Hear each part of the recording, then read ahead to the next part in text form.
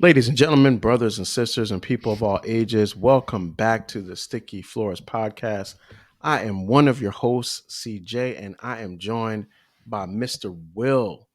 And tonight we are talking about the stock market movie classic Margin Call. And if you have ever been margin called, you probably don't like this movie. If you have not been and you don't know what it is, you're gonna learn tonight because we're gonna be talking about this movie. I feel like before we get started, I feel like we should put some kind of disclaimer that Mm, everything that we're talking about is not for investing purposes. Nor is it, yeah, as right. always, you should consult your own broker and do your own research before you think about making any investments in any securities because you do not want to end up in the situation that these people do. So with that said, let me pass it over to my main man, Mr. Will, who's going to give us a breakdown on this movie before we start chopping it up. Yeah, man. Definitely shout out to CJ and to Earn Your Leisure because this is definitely in their vein. So, therefore, the disclaimer I am putting on this is I am not a professional licensed broker. I know nothing about the stock market. The terms that I'm about to supply definitions from were taken from other sources, which I will cite. Um, so, with that There it being is. said, Cite your resources, man, your references, man. yeah, no doubt, man. APA formatting. I got you. No doubt, no doubt. So, to start things off, it's an oldie but a goodie. See, I believe in money, power, and respect. First, you get the money, then you get the power, and then you get the respect you need. Um, so then she goes on to state, what's the key to life? Money, power, and respect. What you need in life, money, power, and respect. You'll be eating right, money, power, and respect. You can sleep at night. You'll see the light. What's the key to life? Money, power, and respect. What you need in life, money, power, and respect. You'll be eating right, money, power, and respect. Yeah, money, power, and respect. Yeah, yo, yo. Money, power, and respect. That was Little Kim, Money, Power, and Respect by the Locks. Next quote I want to give is to my man Ghostface Killer. This is the Jukes Bulletproof Wallets produced by the Alchemist. And he says, if you just betting, you just bet your. And for those that don't know what that means, Urban Dictionary says uh, betting is a defined term coined in the urban penitentiaries, meaning one who gambles without enough capital to cover his Hmm. end, one who Hmm. commits the offense. In prison, usually ends up having to pay with Hmm. his own. However, in a street setting, this usually results in a vicious beatdown and or loss of life. And last but not least, the next quotation I'm going to provide is also another goodie. This nugget comes from G.I. Joe, and it is, and knowing is half the battle. Yo, Joe. And then I'm running with, last but certainly not least, what I call the Cinderella complex. And Cinderella gave us this blueprint. She left the party having them want more. So, what happens when the music stops? So, Hmm. Margin Call is a uh, lovely film that CJ and I have decided to partake in this evening. And Margin Call is defined by Investopedia as a margin call refers to a broker's demand that an investor deposits additional money or securities into the account so that the value of the investor's equity and the account Yep. value rises to a minimum value indicated by the maintenance equipment. Yep. There it is. And it's interesting because, like, well, first of all, shout outs to the little Kim, money, power, respect with the locks, man. Because when you said that, I was hearing the song in my head. Like, we got to figure out how to put like the music underneath when that's But happening. see, we Something. got to remember about copyright, and that's why I was reading it Oh very yes, stale on yeah. purpose, so that it's a play on words. I don't want anybody being like, "Yo, he's taking an interlude or an interpolation of the song and this that." Nah, this is strictly for Got it. academic purposes. So that's my Got it. Got again it. harkens back to my Got it. disclaimer. Got it. You trying to keep us out of litigation. Yes, I sir. hear that. Yes, I sir. appreciate that. I appreciate that. All right. So then I'll just go back to this point with margin call. It's interesting because margin call is not actually what's happening in this movie. Not at all. That's actually not what's happening to this fictitious company. And it's interesting because the title is one of those weird things where the title doesn't really go with the thing. They could have called it Crash or, So yeah, I beg to differ. I think it Meeting, is the complete Midnight opposite. Meetings. So that's why they do what they do. I think it's more like, hey, we aren't covering our losses. We're actually betting, and we're actually seeking to, like as Sullivan later explains in the movie, we've been profiting a great deal by Yeah, overhedging our from bets. felonies. So Hmm. then in turn, we could have stopped this at any time. We could have deposited additional funds when we were breaking in all that money. I mean, John is worth $1 billion. Hmm. He didn't need 86 million last year or at the time Yeah. of the movie. They could have deposited So those funds. They could have transferred additional securities. They could have sold securities at that time that they could have covered. They didn't do any of that. yeah. Well, it's interesting because like then, now we also got to get into the history around this. So Oh this yeah. movie is based around the 2008 financial crisis, right? Yes. Which led to what was called or considered one of the worst recessions in the history of the American economy. Agreed. And this company, this fictitious bank, is meant to be a placeholder for some of the banks at that time that were involved in creating tranches or clusters of mortgages, Mm. which were considered to have a subprime value to the extent that they could not really be valued anymore and they were at risk for great defaults, which is what happened because so many people were in a situation where they were given loans that they were not actually able to cover and there was no way that they could possibly maintain the property at the same time when the housing market crashed because there was less of a demand for homes, and it left these banks holding all these loans that were put together, which started this incredible spiral of the American economy, which I remember happened right during the time of the 2008 election, Mm-hmm. which was Obama and McCain at the Yes. time. And I remember, because both of them were senators, they had to decide whether or not they were going to suspend their campaigns to go back to Washington Yeah. to vote on whether or not the banks would be given what became to be known as the bailouts, but Mm-hmm. was actually what were considered the TARP funds, which was the Troubled Assets Relief Program funds, which was like $700 million that went to $700 billion, sorry, that went to banks and then also to the auto industry. Yeah, which is very interesting from a historical, practical standpoint, meaning the everyday individual who was already broke, this meant nothing, a la me. It didn't affect me one way or another because I was already in the grind, so it didn't really matter. It wasn't like I was able to worry about subprime loans or whatever have you. Simultaneously, you have a climate which the movie Too Big to Fail, which is also Hmm. another investment term, where you'll have discussions about these places like Florida where they're constantly building, and then in turn, you see these skyscrapers, whatever have you, half finished, and or these homes maybe in a cul-de-sac or whatever have you, where they're building and building, and then all of a sudden, they're not completed because of their inability to get loans or due to the cost of lumber or whatever have you, other resources to build these homes. Um, so I find it interesting from a practical standpoint when we discuss simultaneously the movie. We're going to delve into things like, oh, Will says, F the normal people. And he goes into a little bit further Yeah. display. I'll get into that a little bit later because that's one of my Yeah, favorite and that's scenes of not and books. that's not Oh, no, Mr. no, no, no. Will. That's Will Emerson, the No, that's character no, that's that's played by William Paul Will Bettany. Emerson, Yeah, played by yeah, yeah. Vision. Yeah, no, that no, Yeah, yeah. that's another disclaimer. I have no acting ability. I have no presentation in this movie. In fact, when this movie dropped, I don't even think I was anywhere near a computer investing 401k, stocks, bonds, loans. Uh, yeah, I was nowhere near any of that. So I would say so. I had a little bit of a different experience because I remember kind of being in the midst of this happening.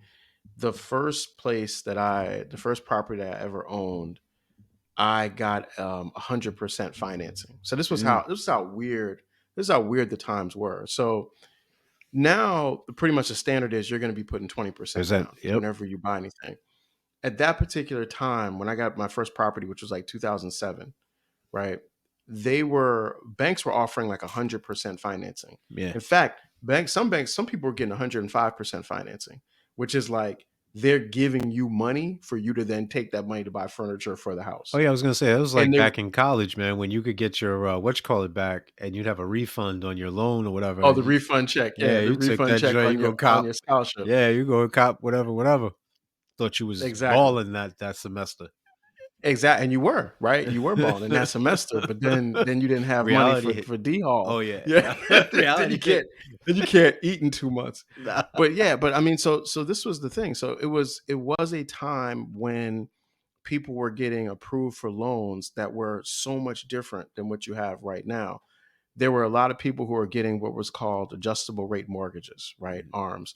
And so what would happen is you get the adjustable rate mortgage, there would be one price that people would have for a small set of time, maybe it's a year or two.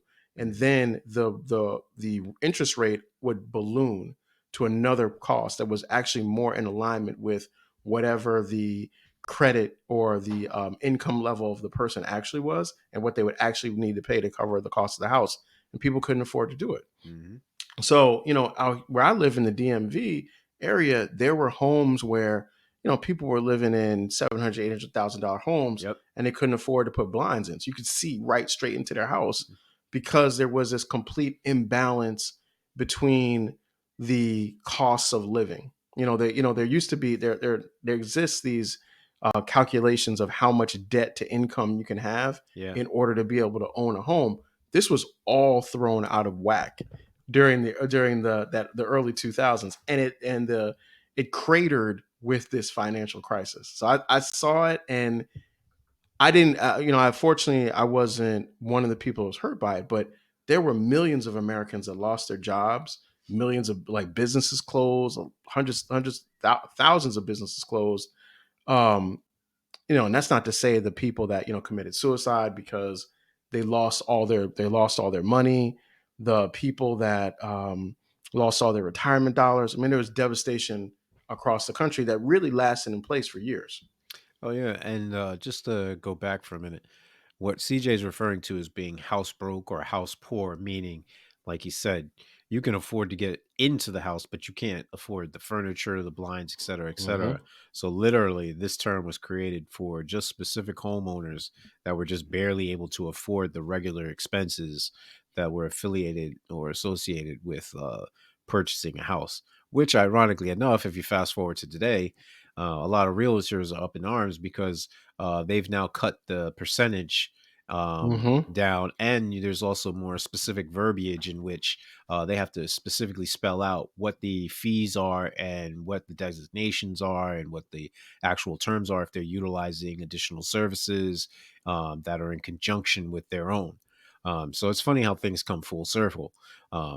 With respect to the housing crisis, which is still going on today. Literally, there's countless stories of individuals having squatters in their quote unquote dream homes, Hmm. and they're Hmm. hiring now security to force these people out because law Yeah. enforcement is actually enforcing the so-called squatters' rights laws that are on the Hmm. books.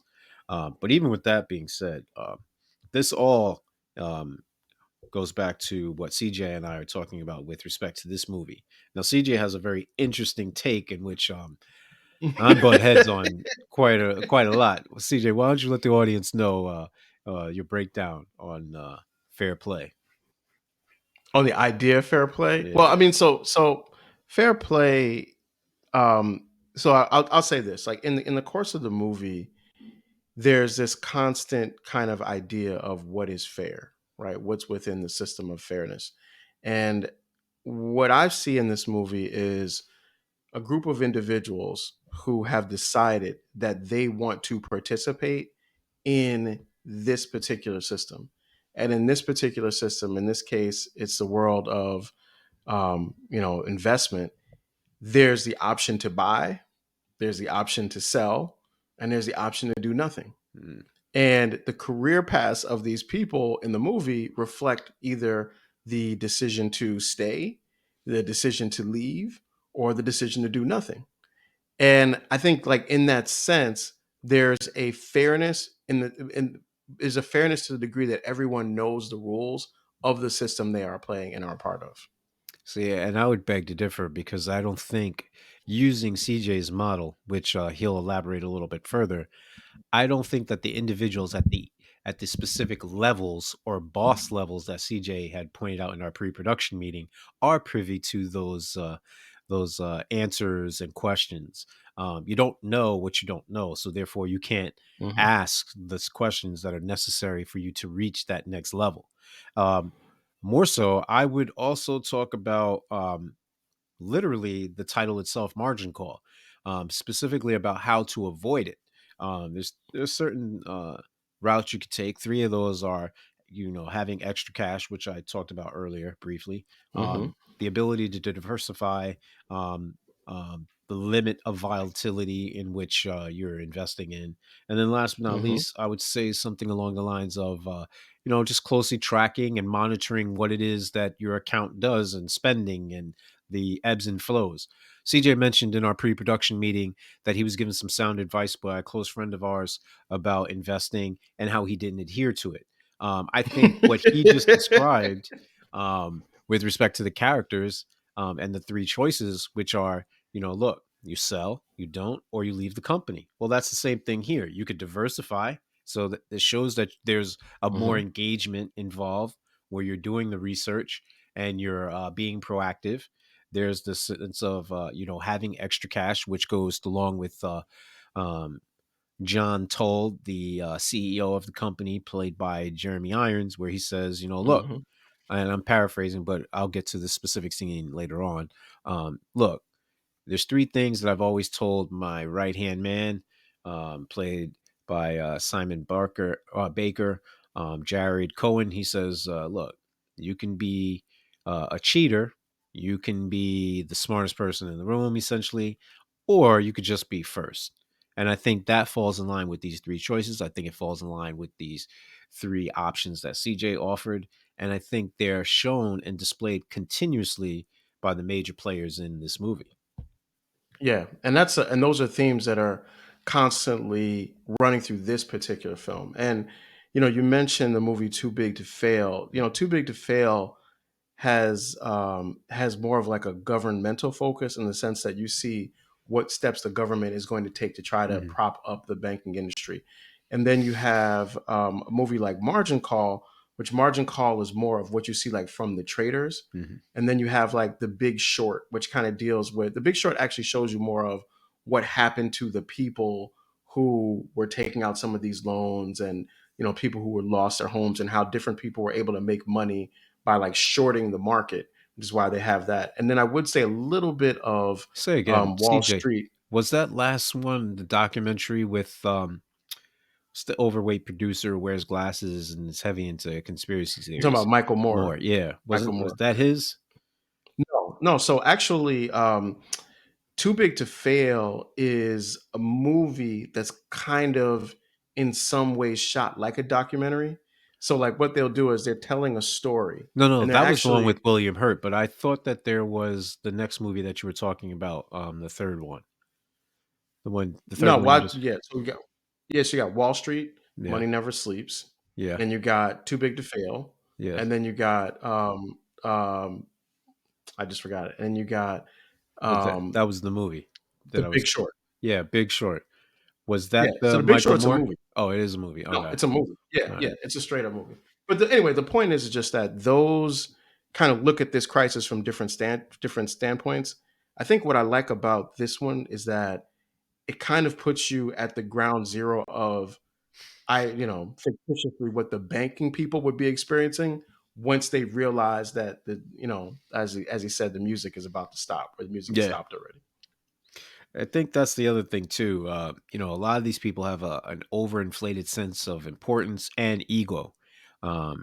When Jeremy is talking Absolutely. about, he says something, I'm here for one reason and one reason only, and that's because I know when the music stops and I Hmm. know when um the date. Essentially, it's one of the scenes I'll get into later on, but basically, it's like 1 week, 1 month, 1 year, and he knows, or he has an inkling as to when that music is going to stop.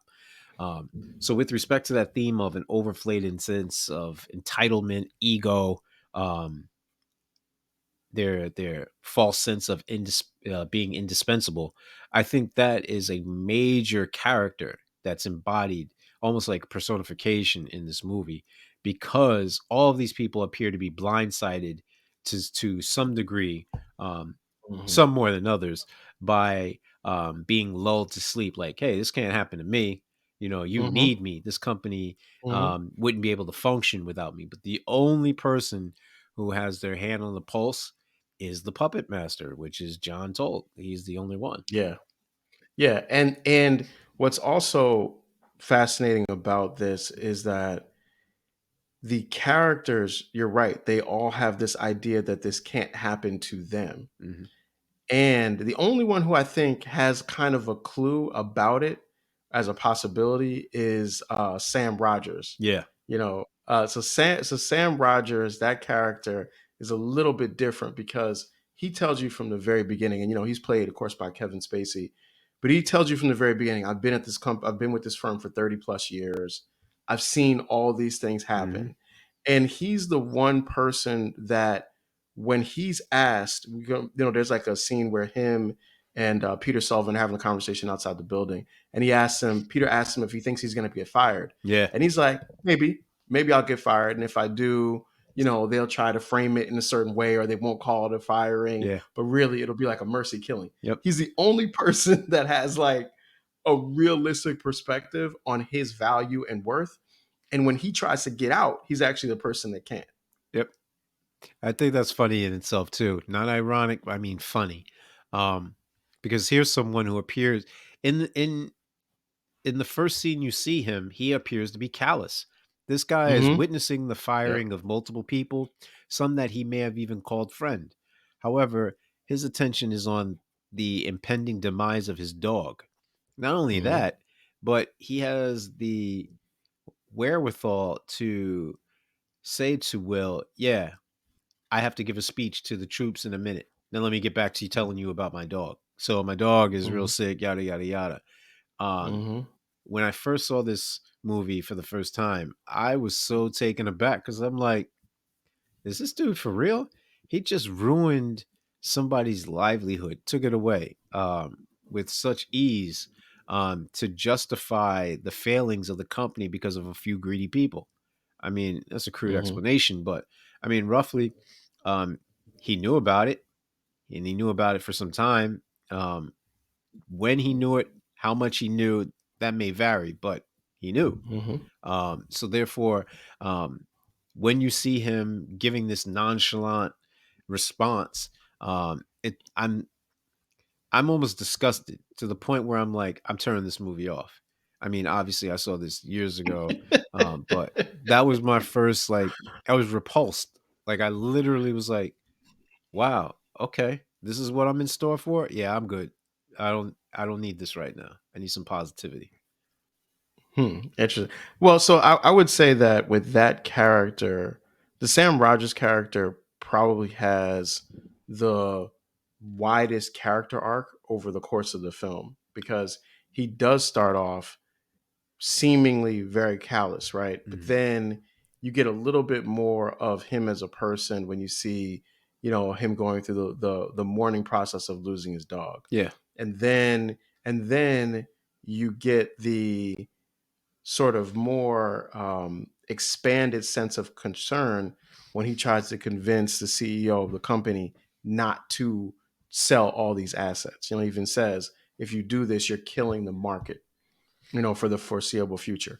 But I think the best scene though that he really delivers on, that Kevin Spacey delivers on, is the scene where Sam has to tell the traders that they're going to try to get these assets Mm. off the books, and this is going to be the end of their careers as a result because Right. nobody will trust them to sell anything Yep. after this.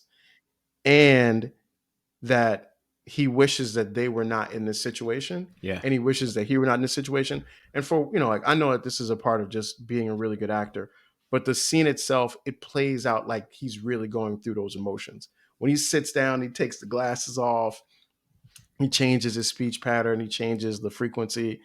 It really conveys a different message. And then he does have that little moment where it's like, in The Grinch That Stole Christmas, where his heart gets big, and his heart gets big enough that he wants to go and quit.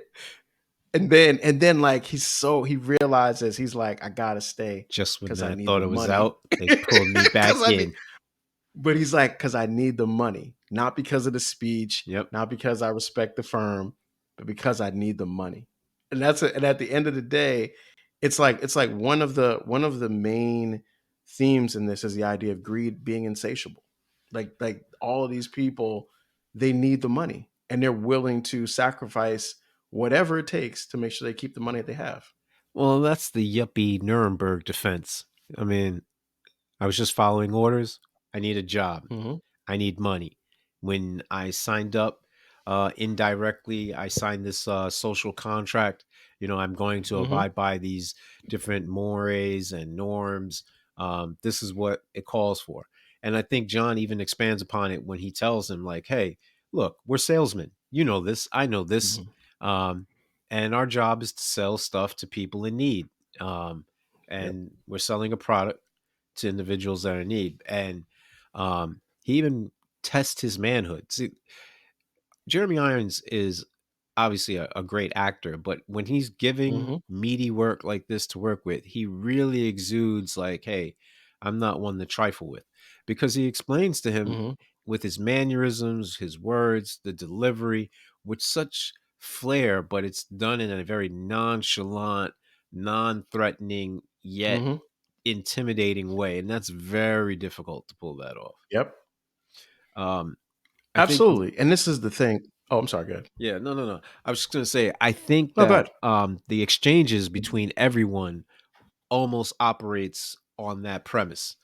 When they're really hitting all cylinders, it is a commentary on not only what's going on at that particular time and space in the movie, but also a social commentary about the economics that are um, a lot of day-to-day individuals are facing, as well as what the governmental individuals are discussing, as well as what behind the scenes real life traders are partaking in as well. Absolutely. And the thing about the movie that I know that, you know, I've watched this movie several times, and when I watch it, I usually always get a little something different about it. Mm. Most recently, what I think about when I watch it is how it's kind of like, in a way, like Peter and Seth, like those two characters, they're kind of like going through like the Super Mario Brothers world of investing, where or of like, because at every level they're running into a different boss, right? Yo. So they start with their boss, like Will Emerson, right? And Will is like, he's like an like chatty sociopath, right? Like he Mm. doesn't really care about people, but he's chatty, he's fun, he's interesting. He does, he talks about the money that he makes and what he spends it on. He's like, whatever, he's one level, right? Then they go up to Sam, and Sam is like a little bit more serious, a little bit more thoughtful, but he doesn't actually have some of the knowledge base that Mm. the rest of them have. Like, Mm. there's a scene where he walks in. Remember when Yeah, he's like, tell me Will tries what to I'm show him looking the at. chart, and he's like, I don't know what this stuff is. Like, he doesn't have to, right? So that's the next boss. Then they go up to the next boss over that, which is Jared. So Jared is like cold blooded. Jared might be, no, Jared's not my favorite character, but Jared is like, he's just a cold blooded killer in the whole thing, right? Who's like, if you look at him right away, and this is an interesting thing too, they change their clothes like depending on who they're about to meet with. True, So if you true. watch it, when you watch it, Sam and Will change their suits when they're going to see Jared, even though it's all the same night, Yeah. just because they want to present themselves differently in front of him. They tell Peter he's got to tighten up his Mm. tie because he's about to be in a different level meeting. So you got Jared. So Jared is like a boss too, and he's like the person who quickly makes decisions about what needs to be done.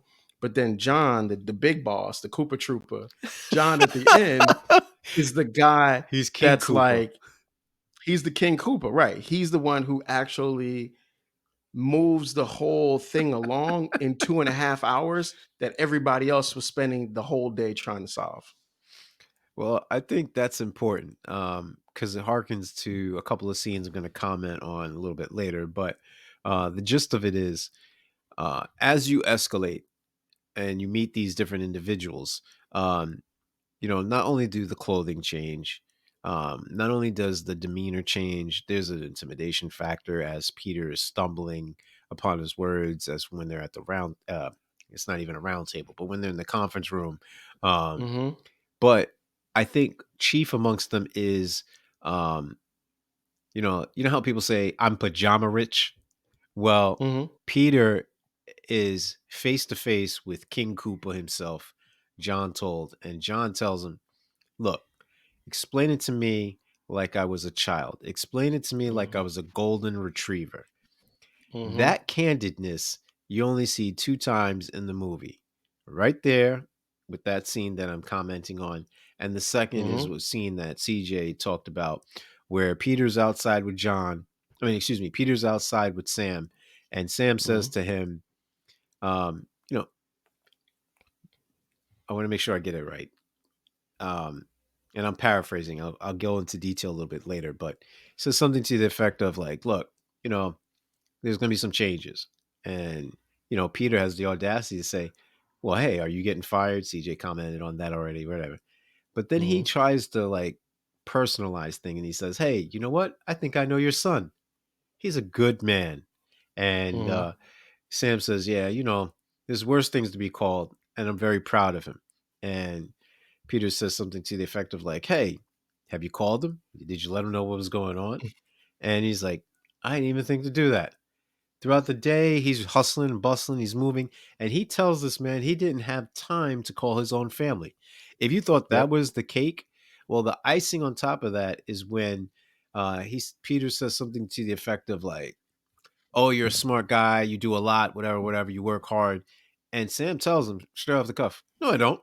You work harder than me. You know more You than that." work And harder than me. and Peter's like, "No, I don't." And he's like, "No, actually, you do." And in that scene, you really get to see behind the curtain, like, nah, literally, you work harder than me because I get paid the big bucks in order to get you to work harder than me. And that's the Mm-hmm. Jedi master, like Jedi mind trick that Peter didn't see at the time.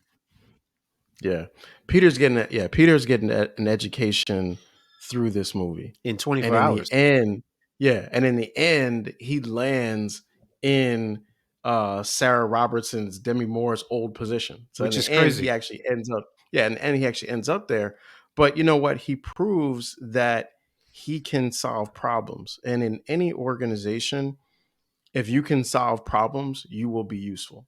Well, And the thing is that he's able to solve a problem that Eric Dale couldn't solve, and see, he's able to project something that the other people were not able to project in the time that they needed to be able to. In fact, the whole drama of the movie is if Peter doesn't solve Eric Dale's equation, they don't actually sell everything that they do the next day because their systems wouldn't have caught up with it in time.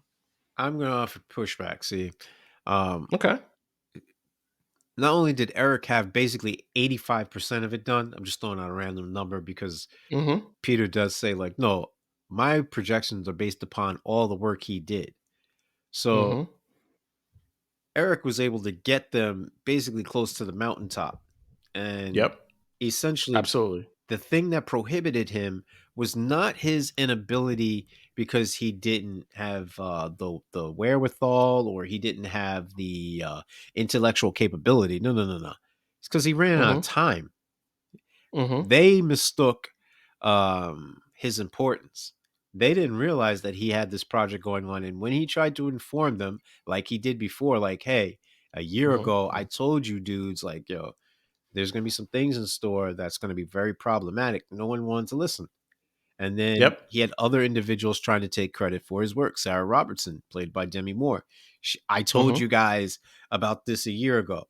No, Mm-hmm. Eric told you guys this a year ago. You didn't allow him access, which is basically the problem a lot of people face today. It's not that they don't know, they just don't have access. We used to call it networking, but either way, he didn't have access. Yeah, but I would just say this. Solving 85% of a problem isn't actually solving the problem that's trying to solve the problem. No, When not if we you're not when kicked you're out. when you're in a situation, yeah, that's true. He does get kicked out. But even if he doesn't, he'd been working on that for a while. Mm, Peter solves it in a couple of hours. So they even say Peter plugged in numbers that of what did they say of what Eric was missing, hmm and this is what came out. So Eric, I mean, it's not a comparison of whether Peter is sharper than Eric. I don't think that's what it comes down to. But Even I though they think that make the in the point to say he's a rocket scientist. Yes, but then they also have the scene at the end where Eric breaks down like being an engineer, hmm building a bridge, and obviously he's great with calculation because he does the calculation at the end about how long he has to stay in the room and how much he makes Right. by sitting there all day. So he's a mathematical wizard also. I just think in the context of that particular moment, when everything is falling apart, managers are looking for people that can provide a solution instead of asking a question. Mm. And what Peter is giving them is a solution. He's giving them information, something they didn't know. And I think that's kind of what drives him forward. Plus, let's be clear, they knew that they were going to sacrifice Sarah anyway. Oh yeah, of So course. at some point, at some point, definitely John and Jared, they knew Sarah's going to get this. She's going to be gone. We're going to need a replacement anyway. Let's use the rocket scientist. Yeah. Oh no, I definitely agree. It helps when you have a farm system, to use a baseball analogy. Mm-hmm. Um, and in fact, homegrown talent, it looks so much better on the like for the peripheral. Like the optics of it all is just it's brilliant. It's evil genius. One, they Mm-hmm. can hit you with the propaganda, aka the public relations giant, saying, "Hey, we hire from within, we promote from within."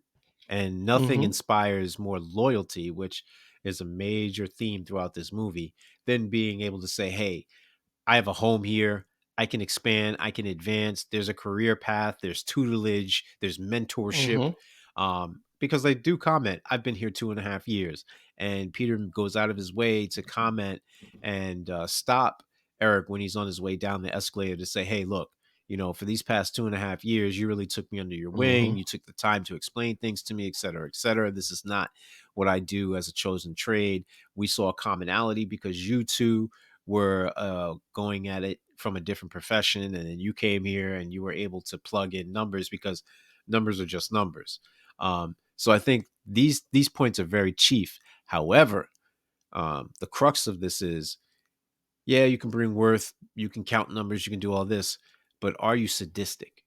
Are you evil enough to literally take a cognitive stance of I'm going to eat women and children. I don't care. I'm going to step on old women.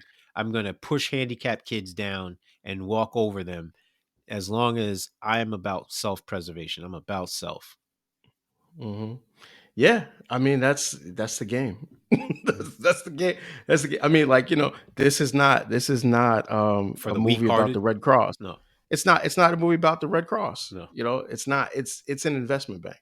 So there is a certain. I'm sure that whatever the hiring practices are, well, in any industry, you hire people that are going to embody the type of mentality that is going to help that place be successful, right? And you vary that based on the different type of role you want them to have. So if I want to have somebody who's going to be a salesperson, I need somebody that's engaging. I need somebody that can establish trust. I need someone that can build a rapport with people very quickly. If I'm going to hire an analyst, I need somebody who's really good with numbers. I need somebody who can not just create data, they have to be able to create information from that data. If I'm going to hire a manager, I need somebody who can make decisions. I need somebody who can hold people accountable. So there's like different kinds of ideas of what you need, but all those people have a certain have to have a certain mentality and a certain kind of core thing about them. And I would say that in this movie, the core thing maybe about all these people is they all want to get the money. Mm, Because even Peter, like, he says, hey, I'm a rocket scientist. I could have been working on spaceships, but the pay here is considerably better. hmm. Right? Like everyone who's there, these are, they do a good job in the movie of kind of presenting everyone as being really smart people. Oh So yeah, all these people are smart. They could be doing something yeah, else, but definitely. they all want to get this money. So that's what's driving them to be there. Which leads to my next point about the cast, which is one of the favorite things, as always, in an ensemble movie for me, because it's all about bringing the writing to life, and the only way to do that, that I feel embodies that, is having good quality actors who are able to play off of each other very well. So you have, um, like CJ said, Kevin Spacey as Sam Rogers. You have Paul Bettany as Will Emerson, Jeremy Irons as John Toll, and Zachary Quinto as Peter Sullivan. Of course, there's two additional characters that are also chiefly important: Simon Baker as Jared Cohn, and someone that we didn't talk about just yet, um, Penn Badgley as Seth Bregman. Um, CJ says that Seth is one of the characters that he takes some joy in. Um, why don't you No, let I us? like Seth. No, I like Seth. Seth is cool. He's like I don't know, like Seth. Like, okay, this like like how you're familiar with the term like the level system, right? So the level system. So I think that part of what gives the character of Peter Sullivan, like, it helps you to locate him, is Yeah. that that he's more advanced than Seth, right? Okay. He's higher than Seth, but you know that he's also not as high as Eric Will or Eric. or Eric, Yeah. right? Or Eric or even Sarah, Oh right? yeah. He's not actually on their level. So it's like, I think the purpose of that character, and this is, I think the actor is doing a good job at playing the role, Yeah. but I think the Definitely. purpose of that character is to help you figure out what is the ceiling and what's the floor for Peter. Oh yeah, yeah, definitely. There is a priority, a pecking order, and I think that it also helps to establish boundaries and a point of reference. Um, with regards to Seth, they give a breakdown of each individual's job titles, but you have to really pay Hmm. attention. So, for example, Seth is labeled as a junior analysis. Yeah, Excuse junior me, analyst. Yep. analyst. And I think the fact that him being described in that way really succinctly tells what his whole character is about. Um, Hmm. he is on the rise, and he tells you, "Hey, look, I made a quarter. What was it? Was it a quarter million? Quarter million. Yeah, it was a quarter Hmm. million. Yeah, made a $250,000 last year." And he says this very proudly. Whereas Hmm. Peter's the one who's never spoken of this. Even when Hmm. he's given his chance to like really shine and talk about who he is, he does it begrudgingly, um, Yeah. to the point where they have to really like think, and then you hear Jared say, "Oh, so you're a rocket scientist?" And he's like, Yeah. "Yeah, I guess I'm a rocket scientist." Um, Yeah. Yeah. Absolutely. And then the other thing with Seth's character is Seth's character doesn't have a tie. yeah, Think about it. He doesn't have a tie. no, He brings the alcohol back to the office, and twice, he's got to hide it before they go into the meetings. So he's also, although him and Peter are close in age because they're both like early 20s, you can see that Peter's a little bit more advanced and yes, kind of knows a little bit more how to conduct himself. And that's probably, maybe that's a direct result of having Eric Dale as a boss, because he kind of is trying to, model what he sees from Eric. oh yeah, and I think to your point, when Seth even mentions their ages, he says, "Hey, look, we're both 23," and Peter corrects him, "No, I'm 28." That 5 years Yeah. is a big difference because Yeah. essentially that's like being out of high school and in college your freshman year, Yep. versus still being in high school, or being in eighth grade in middle school and you're about to graduate high school. It's two different levels. You're not even on the same wavelength anymore. I mean, sure, it's only Yeah. 5 years after you're an adult, but during that particular scenario that I'm bringing up, I mean, that's real critical. It's like the difference between going to jail. Yeah. I also like that, with the cast, I really appreciate that they give the cast a chance to shine Yeah. by putting them in these situations where it's just one person with another. So Mm. you'll see, like, there's a scene where it's just Jeremy Irons and Kevin Spacey, right? It's just the two of them in a room talking. Or you'll see where it's just Simon Baker and Demi Moore just talking, right? So it gives you a chance to really get to know the characters a little bit Yeah. and to get the tension between them. Like, they do a good job of creating a sense of familiarity so that even though you're getting to know everybody in basically, a 24-hour period, they do enough to help you know, oh, you know what? Jared and Sarah don't actually really like each other. No. And Jared and Sam don't like each other. And Sam and John have this really kind of respectful relationship that allows Sam to talk to John in a way that nobody else does.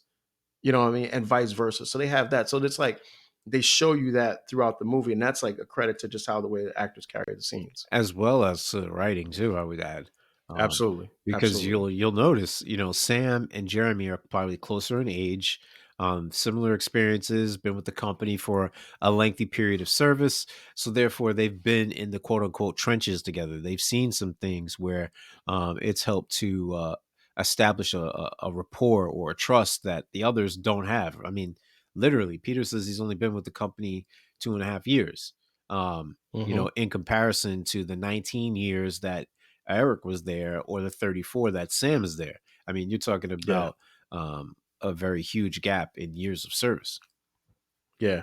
And then you also get the tension and the friction around Sam having Jared as his boss. Oh yeah, Even so much, even to the point where he asks him, how old is he? And yeah. he says he tells him he's 43. Hmm.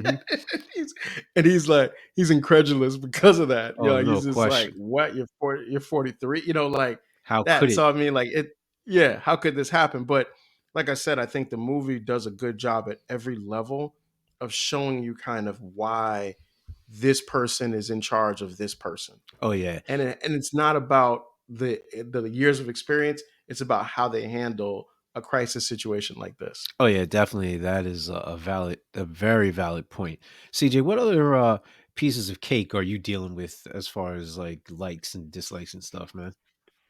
Absolutely. Yeah. So I love the two boardroom scenes. The first boardroom scene when they first bring the information in, Hmm. like when they discover that Peter was a rocket scientist. Yeah, That's one of my favorite scenes. Of course, the big scene when Jeremy Irons is cooking as John told for the first time. yeah. I love that. But I want to say that one of the scenes that I really dig, and I'll talk a little bit about, is the scene where John Told is talking to Sarah when he's basically telling her that she's going to be fired. Mm, And not only is she going to be fired, but she's going to be the scapegoat for everything that happened. yeah. Right. And she tries to like push back. And he stays in the same vein the whole time.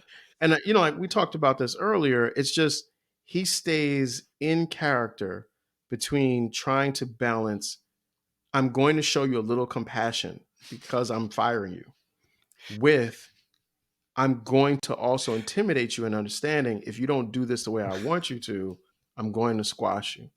And he does it so perfectly that the way that she acquiesces, the way that the character acquiesces, it feels real. Yeah. Because when he tells her, I don't want you to fight me on this, it's just it says everything without saying anything, and it clearly gets the point across. And then he tells her, they're going to talk to you about your numbers when you go downstairs. You're gonna be taken You're care going to be of. taken care. You're going to be taken care of, right? Amazing scene. I love it. That's cake for me. What you got? What you got on the cake tip? Oh man. Well, we already touched upon the cast, but I definitely want to give a shout out to the very memorable scenes that we've discussed already. But equally of importance is the quotes. I just want to run down a couple of them. Um, the one quote that stands out for me is Will saying, "They're gonna make us dump this. You watch and see. They Hmm. can't, but they'll find a way. I've been with this company for 10 years, and I've seen some things you wouldn't believe. They do not lose money. They don't mind if everybody else does, but they don't lose money." Um, Hmm. and then a couple other scenes that I want to go across is uh, the one where Peter says, "Look at these people wandering around with absolutely no idea Mm. about what's about to happen," and Seth Yep. says, Well, I try not to let work get to me like that. We're 23 years old. I'm 28. I made nearly $250,000 last year. For what? I pushed numbers around on a computer screen. Mhm. A bunch of Yeah. glorified crack addicts willing to take that info. They pretend to understand it. They bet against Hmm. some other jack halfway around the world who, you know, if he wasn't doing this, he'd be on OTB somewhere putting it all on number seven. So, at the end of the day, one guy wins and one guy loses. Peter says, "You do know that's a little bit more complicated than that, right?" And Seth says, "Yeah." Now I want you to juxtapose that back and forth real quick with the scene in which Peter and Seth they're at a gentleman's club and they're pontificating of now you got to remember the seriousness of the scene is they have to find Eric Eric Dale. Hmm. and they're saying they're talking about numbers, but the numbers and the salaries of the professional workers. And Seth Hmm. speculates that it's somewhere between $1,500 and $2,000 a day. And if you do the math, 5 days a week, um, Hmm. you're talking about somewhere from $360,000 at 105, excuse me, $150,000 a day, or $480,000 if it's 2,000 days. Excuse me, $2,000 a day. Now you do the math. That's more than what Mister I just pushed numbers around on a screen, and Yeah. that's slightly below probably with what Peter makes. So it gives Yeah. you a very fair scale as far as what these individuals make. And then obviously there's a plethora of other questions and other quotes in here. A lot of memorable scenes, such as they're driving on the highway to go find Eric, and Will and Seth really get into it, and it's a perfect summarization as far as what the movie's about. CJ talked about the scene between John and Sam, another epic scene that also helps to crystallize the point of greed versus the Hmm. system and the game and understanding the choices that you made and not going into this blindly and taking accountability for one's actions. And then you even get Yeah. to see the power of John telling Carmelo, "Hey, Carmelo, yes, get me Eric Dale here by 6:30. It's done." That's on Yeah. some like I, gangster. yeah, it is. Well, John's a gangster because he's got the pinky ring, man. Oh, no He got, question. No he's got. That's question. how you know he's a gangster.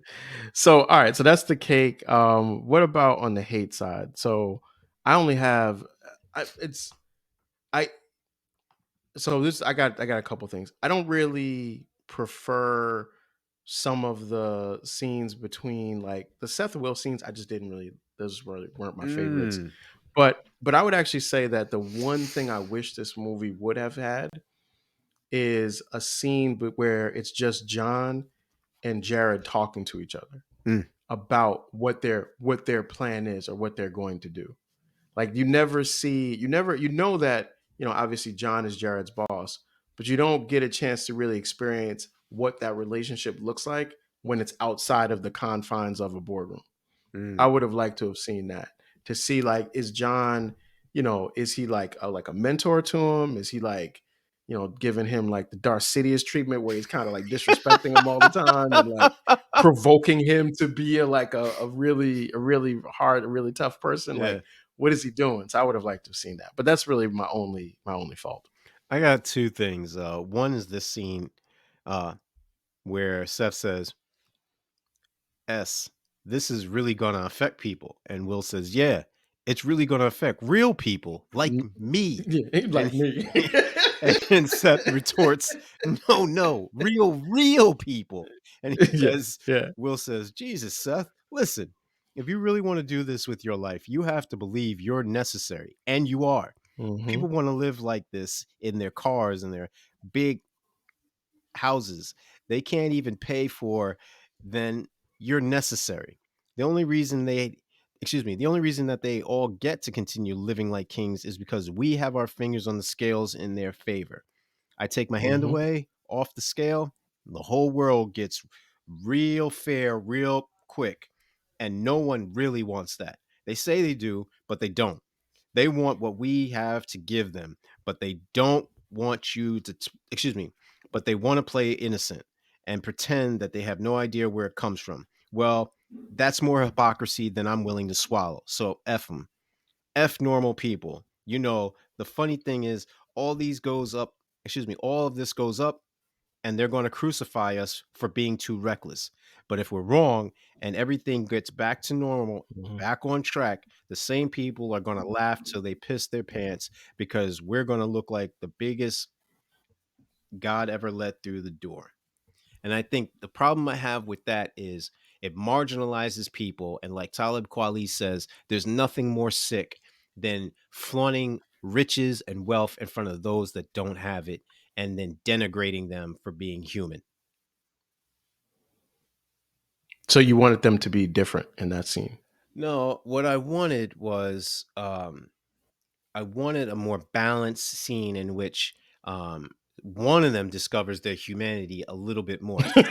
Seth was on the crux of doing so, and Will even gave a little diatribe about how, look, you know, if I take my hand off the scale, things get real fair Mhm. real quick, and don't nobody want that. But at the same Yeah, token, both of them are heartless, cold-blooded they succubuses. are. Um, They are. So do you think? So is it that? Do you think that you are searching no, for no, I know where you're going. a good guy in this movie? No, Because not everybody is like very consistent about who they are. Like they're like no. I Will is the same person in the beginning as he is at the end. No, I appreciate that because that leads to me giving it 4.5. What I was telling you before to Wait, yeah, yeah, wait, don't, yeah, don't, yeah, yeah, save it to the well, popcorn I'll part. just say this then. No, and now we can skip to the popcorn because um, it literally for me is part of the same thing. So, what are you giving this as far as your popcorn, man? So on this one, well, actually, well, yeah. So popcorn wise, I'm giving it four. So Okay, I'm giving it 4 boxes of popcorn. and why is that? I mean, like this is I really just I like the movie. Hmm. I think that in my head, when I think of the quintessential Wall Street movie, it's actually the movie Wall Street. Of course, I knew it. I knew it. So if I'm gonna compare it to so if it's in that genre, Yeah. it's Wall Street. You Mm, know what I'm saying? So it's like if I'm thinking about it that way, that becomes like the ceiling. So mm. it's got to be better than Wall Street because I think Wall Street is a better movie. With that being said, it's a 4 boxes of popcorn for me. And I think like, yo, it's incredibly rewatchable. It's so easy. It's in fact it's so easy to find scenes on YouTube. Yeah. You can find most of the scenes of the movie because it's such an easy movie to watch and it's done so well. So I would give it 4. See, that's why I'm going with 4.5 to I'm bumping it up to 4.75 of popcorn. And the reason being is because of the memorable scenes that you can easily find, Hmm. because of the all Yeah. star cast, because Yep. of the memorable quotes. I've watched Wall Street too many times. I don't remember a single line. All I know is greed is good. I know that Michael, uh, yeah, I know that Michael is basically Ant-Man for me because he redeemed himself in that movie for me, in my eyes, as far as a character. Otherwise, if I'm Hmm. looking at Gordon Gekko, who is one of the all-time villains of cinematic history, I'm thinking he's a Hmm. cold-hearted bee, and Hmm. I can't rock with that. And it's not like on some like he's a villain you love to hate. So for But you remember the character. Of course, but this You remember the character. Well, no matter whenever someone says Wall Street, the first thing you think about is Gordon Gekko. right. And for me in this movie though, the first thing I think of is Jeremy Irons and Vision. That's what I think of when I think of this movie. So when I asked you, Right. the first thing I asked you was, "Oh, is that the joint with Jeremy Irons and Vision?" Because Yeah, it is. it was crystallized in my head that yeah, these are the two dudes that like yo, they really drove the movie for me. Yeah, but that's what I'm saying though. You remember them based on the actors. What I'm saying is Wall Street, you remember the character. Oh no, I That's really how prolific. The character is so prolific that you remember Gordon Gekko. You know it's Michael Douglas, but you think Gordon Gekko. no, That's what I'm saying is like just makes it such a prolific thing. The character is like, oh, I remember that guy.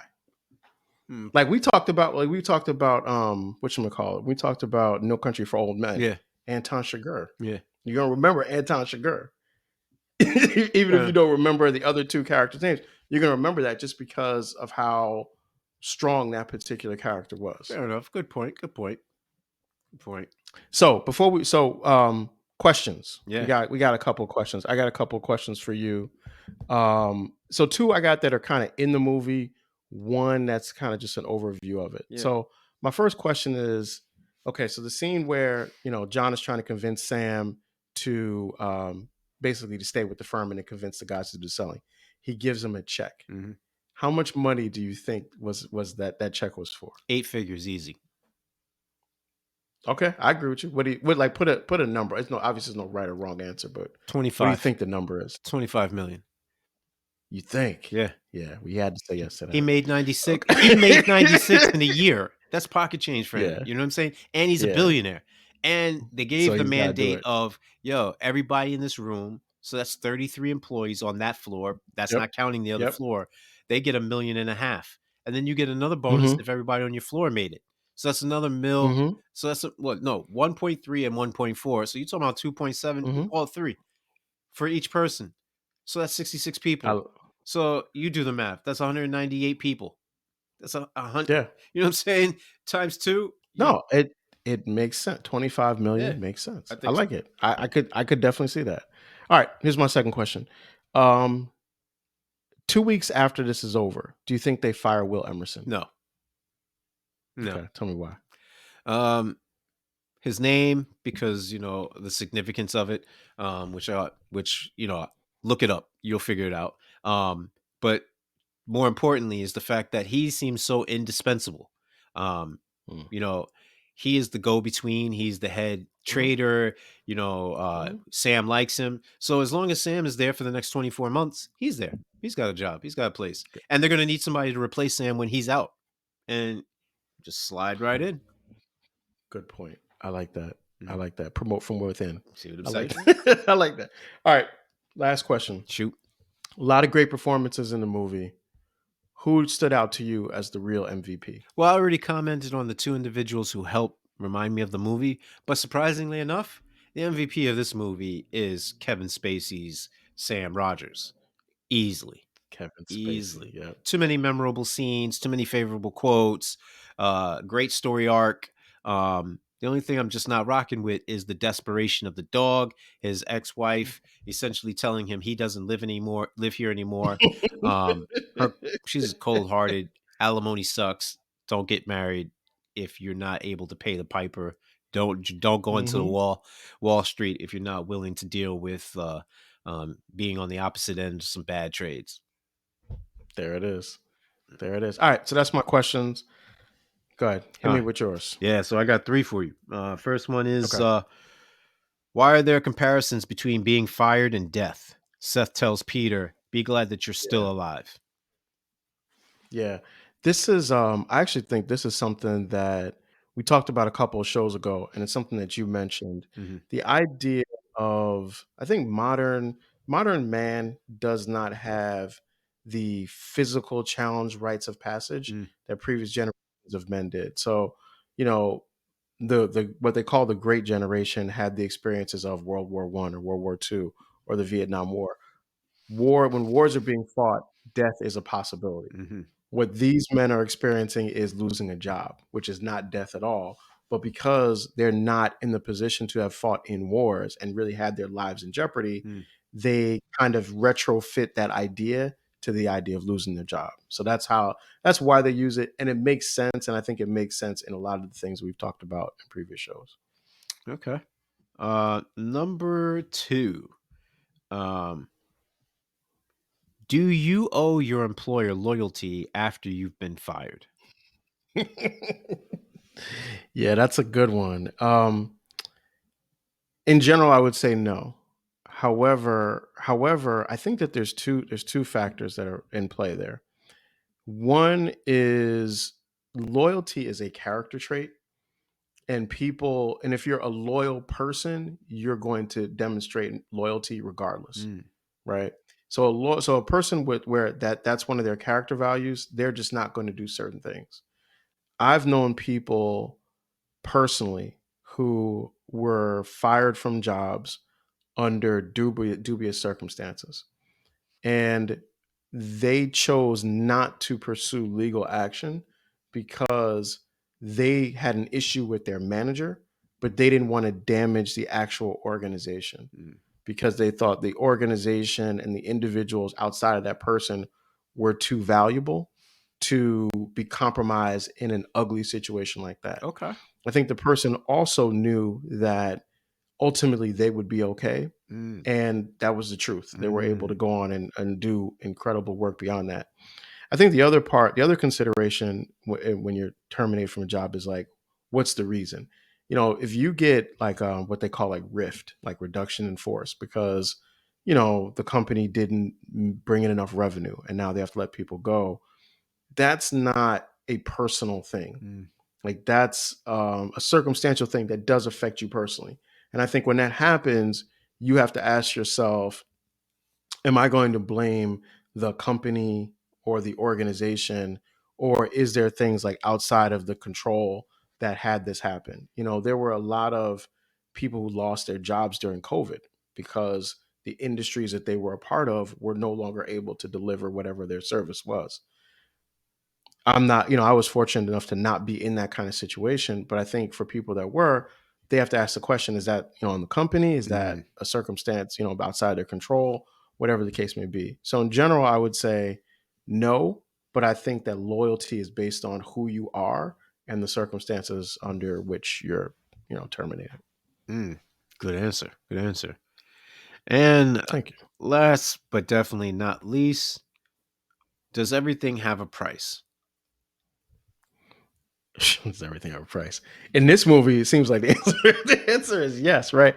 I think if everything tangible has a price. Everything that you can taste, touch, smell, look at, all those things are going to have a price. I think there are some things, the things that you can't, the things that are not tangible, the things that you feel, or the things that you think, those things can't be bought. Mm. Someone, you can't be, like someone could pay you for your ideas. That doesn't necessarily mean they can pay you for your best idea. Pay you for your They time, can pay though. you. They can pay for yeah. They can pay you for. They can pay you for your presence. Mm. Even in the presence, they don't know. We see this work all the time. Just because your job has you be there doesn't mean they're getting. Doesn't mean they're getting all the time and energy out of you. See that all the time. They're paying you to sit in that chair. That doesn't mean they're getting your actual energy. How many people are sitting at their job and doing something completely different, building their own business on the side, using using the Company compute, using the company's resources. yeah, using the company copy machine to run off their business plan. Ah! That kind of stuff is happening all the time. So yeah, no, not everything can be bought, but everything tangible probably can. I dig it, man. I dig it. So yeah, so I'll just say, like, in terms of like closing out thoughts on this one. One of the things I've really appreciated about this movie is like I said before, every time I watch it, I see things a little bit differently. When I first watched it, I didn't really understand any of the language. As I've gotten a little bit more, learned a little bit more about the world of investing, now I understand that part. What I notice now when I watch the movie is the different power dynamics that are Mm. in play, and how different people leverage their power. So, you know, and I think like John does this great job with this. John's power is like very personal. Mm. Like when he wants to talk to people, he goes and talks to them directly. Yeah. He sits right in front of them and he works with them. He doesn't do group things. No. He's like, when he wants to try to work with Sam and convince Sam, he does it personal. He goes to the bathroom. Like he gets Sam in the bathroom, the most personal place you could be. He goes in there to talk to him. And so I think like I just watched those dynamics. I think this is a great movie about managing crisis. It's a great movie about decision making. It's a great movie about power dynamics. And I think you can watch it and get almost a master class in those different things in the world of work. I dig it. I was gonna hit you guys with the interludes to Rap Superstar by Cypress Hill of Eminem and Noriega, but I'm going to go in a different direction. John says, it's just money. It's just made up. Pieces of paper with pictures on it we don't have to kill each other over just to get something to eat. It's not wrong, Mm-hmm. and it's certainly no different today than it's ever been. 1637, 1797, 1819, 37, 57, 84, 1901, 07, 29, 1937, 1974, 1987. Jesus, didn't that really F me up real good? 92, 97, 2000, and whatever you want to call this. It's all just the same thing over and over. We can't help ourselves, and you and I can't control it or stop it or even slow it or even ever so slightly alter it. We just react, and we make a lot of money if we get it right, and we get left on the side of the road if we get it wrong. And there always been and there always will be the same percentage of winners and losers, happy foxes and sad sacks, fat cats and starving dogs in this world. There may be more of us than there's ever been, but the percentages just stay the same. Mm-hmm. I'll do it, John, but not because of your little speech, but because I need the money. Hard to believe Mm-hmm. after all these years, but I I need the money. So with that said, of one dragon continuing on and the other one falling by the wayside, we're gonna go in a different direction, something we haven't done. My pick for next week's show is Enter the Dragon, starring the greatest martial artist of all time, Mr. Bruce Lee. See that just by saying that, you just took one of my questions because I was going to ask you who was the greatest martial artist of all time for in movies too. Now I got to come up with something different, but that's good. At least I got a week to think it out. I dig So it. I that's dig it. good stuff. All right, so yeah, so next week, man, martial arts movie. Okay, I'm looking forward to that. Yeah, man. So with that said, hey, once again, this is the Sticky Floors podcast. We are available wherever you can get your podcasts, on Apple Podcasts, Spotify. We are on YouTube as well. Please like, subscribe, share, and comment. Your comments help us to do this better. Peace.